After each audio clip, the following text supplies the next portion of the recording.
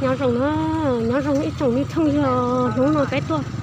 một sai lại trốn luôn thì xí lâu bà bé nó ta xí nó chẳng tốt hơn được cái nó chẳng mua lại cái nó chế cái tôn để cái trống đi nó xem nó bé tết thì nó chế chẳng lụt luôn nó nhỏ chế tí nâng chế cá xem nó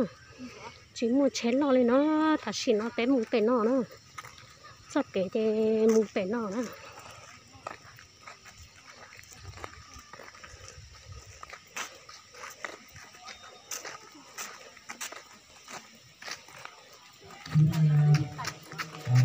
một sai lỡ ua xe lò rèm bảo lý cả nó rồi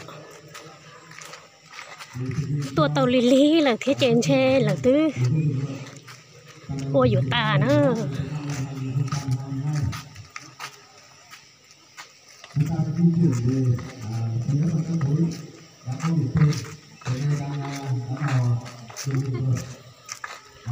xe mà chống thì kia thì nó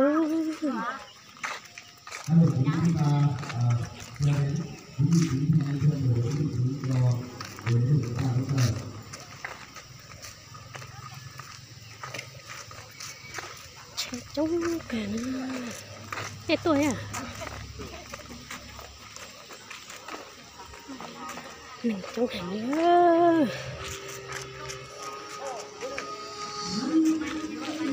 chống cả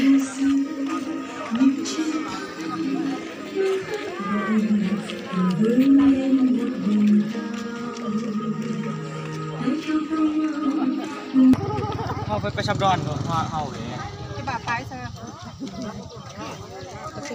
thật sự nó tin nên tôi cho cháu cần là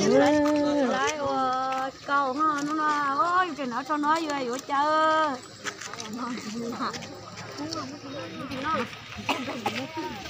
cái đi pháo đi ta ơi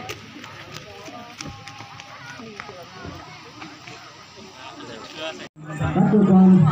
là khách mời của đại hội sẽ cùng trở về trên lễ đài để chuẩn bị công tác tổ chức để cho buổi lễ khai mạc diễn ra an toàn, trân trọng, ý nghĩa.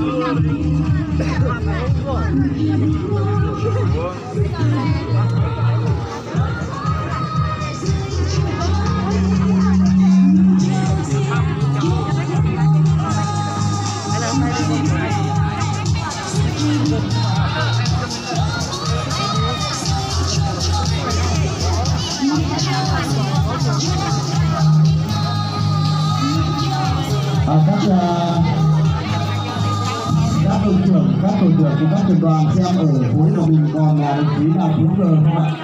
Và kiểm tra xem chúng mình thành viên ban tổ chức là các đồng chí ở khối gần để kiểm tra xem là còn khối nào chưa có giờ để chúng ta bố trí kịp thời luôn ạ. Và tiến vào lễ đài là khối biên phòng. Đang tiến vào lễ đài là khối sĩ quan, quân nhân chuyên nghiệp, hạ sĩ quan, binh sĩ của 5 đồn biên phòng tuyến huyện Mường Lát gồm có đội biên phòng Quang Triểu, đội biên phòng cửa khẩu Thế Tằng, đội biên phòng Tam Trung, đội biên phòng Phù Nhi và đội biên phòng Trung Lý với nhiệm vụ quản lý đường biên giới dài 107,5 km với 47 mốc giới. Trải qua 63 năm xây dựng và chiến đấu trưởng thành cùng với sự phát triển của bộ đội biên phòng Thanh Hóa nói chung, các đội biên phòng huyện Mường Lát nói riêng luôn làm tốt chức năng nhiệm vụ trong bảo vệ chủ quyền, toàn diện lãnh thổ an ninh biên giới quốc gia, tích cực tham mưu cho ủy ban dân huyện, cấp ủy chính quyền địa phương trong phát triển kinh tế, chính trị, xã hội, quốc phòng và an ninh. Tiếp theo đang tiến vào lễ đài là khối hội liên hiệp phụ nữ huyện Mường Lát với tổng 10.930 hội viên. Ngày nay hội phụ nữ ngày càng nhận thức đầy đủ và tham gia tích cực, chủ động, hiệu quả vào mọi mặt đời sống kinh tế, chính trị, văn hóa, xã hội. Đặc biệt trong lĩnh vực văn hóa, thể dục thể thao và du lịch, phụ nữ là lực lượng nòng cốt trong phong trào toàn dân đoàn kết xây dựng nông thôn mới, đô thị văn minh, phong trào văn hóa văn nghệ triển mạnh mẽ thu hút đông đảo phụ nữ tham gia. Phụ nữ Mường Lát luôn tin tưởng vào sự lãnh đạo của Đảng, phát huy truyền thống đoàn kết, chủ động, sáng tạo, tích cực hưởng ứng các phong trào thi đua yêu nước, hăng hái tham gia các chương trình phát triển kinh tế xã hội của huyện nhà, chăm lo xây dựng hạnh phúc gia đình. Phụ nữ Mường Lát yêu nước, có sức khỏe, có tri thức, có kỹ năng nghề nghiệp, năng động, sáng tạo, có lối sống văn hóa, có lòng nhân hậu trong thời kỳ mới. Tiếp theo, tiến vào lễ đài là khối đoàn thanh niên. Kính thưa quý vị, hiện nay toàn huyện có 17 đầu mối tổ chức đoàn cơ sở với 9.000 thanh niên từ 16 đến 30 tuổi, chiếm 22,2% tổng dân số toàn huyện. Trong những năm qua, công tác đoàn và phong trào thanh thiếu nhi huyện Mường Lát đã có bước phát triển toàn diện, uy tín. Vì thế, tổ chức đoàn đối với thanh niên và xã hội ngày một nâng lên. Xác định việc rèn luyện thể dục thể thao trong đoàn viên thanh niên đóng vai trò hết sức quan trọng trong việc chung tay xây dựng bảo vệ quê hương trong cây đoàn hiện nay. Thời gian qua, ban thường vụ đoàn đã đặc biệt quan tâm đến phong trào đồng hành với thanh niên, rèn luyện phát triển kỹ năng trong cuộc sống, nâng cao thể chất, đời sống văn hóa tinh thần cho đoàn viên thanh niên. Phong trào thể dục thể thao của các tổ chức cơ sở đoàn trên địa bàn huyện diễn ra ngày càng sôi nổi với nhiều hình thức đa dạng và phong phú. Kính thưa quý vị đại biểu, đang tiến vào lễ đài là khối đơn vị hành chính sự nghiệp. Tham gia diễu hành ngày hôm nay, khối đơn vị hành chính sự nghiệp với gồm 30 cán bộ, công chức, viên chức, người lao động tiêu biểu đại diện cho hơn 1.500 cán bộ công chức, viên chức, người lao động đang làm việc tại các cơ quan đơn vị hành chính sự nghiệp, các trường mầm non, tiểu học, trung học cơ sở, trung học phổ thông trên toàn địa bàn huyện. Cán bộ công chức, viên chức, người lao động luôn là lực lượng đi đầu trong sự nghiệp công nghiệp hóa, hiện đại hóa đất nước nói chung và huyện nhà nói riêng. Trong những năm qua, dưới sự lãnh đạo của Đảng, sự chỉ đạo trực tiếp của Liên đoàn Lao động huyện, công nhân viên chức huyện Mường Lát đã có nhiều hoạt động văn hóa, văn nghệ, thể dục thể thao sôi nổi được các cấp, các ngành ghi nhận, biểu dương, khen thưởng.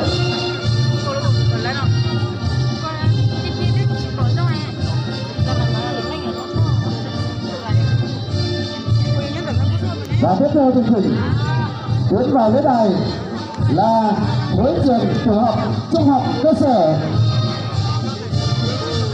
Kính thưa quý vị, thay mặt cho toàn thể các bạn học sinh trong toàn huyện, các em đang tiến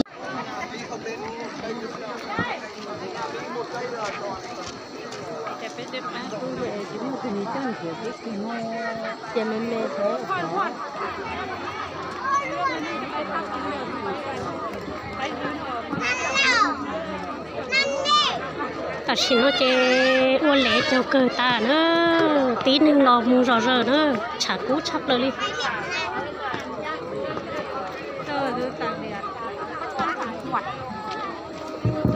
chống cài được thế nữa.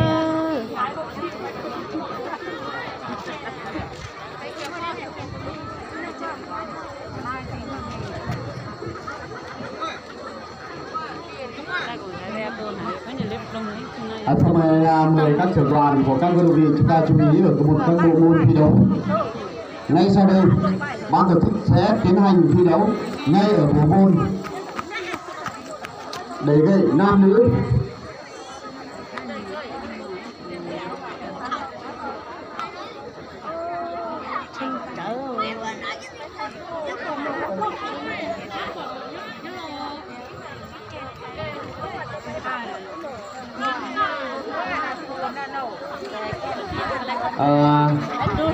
Các em trường trung học phổ thông Mường Lát và các em của đoàn của các trường, nếu chúng ta chưa có phương tiện để di chuyển về trường thì ban tổ chức sẽ có xe, nhưng mà các em sẽ chuyên về phía xe của ban tổ chức để ban tổ chức sẽ đưa em về.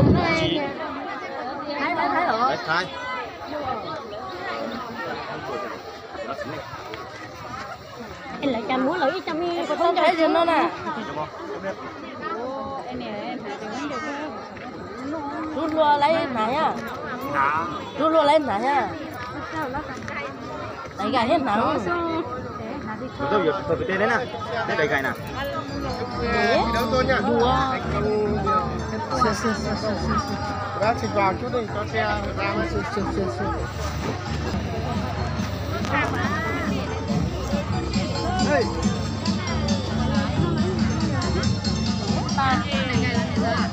Ông lùi lại là hai ta dọc ra.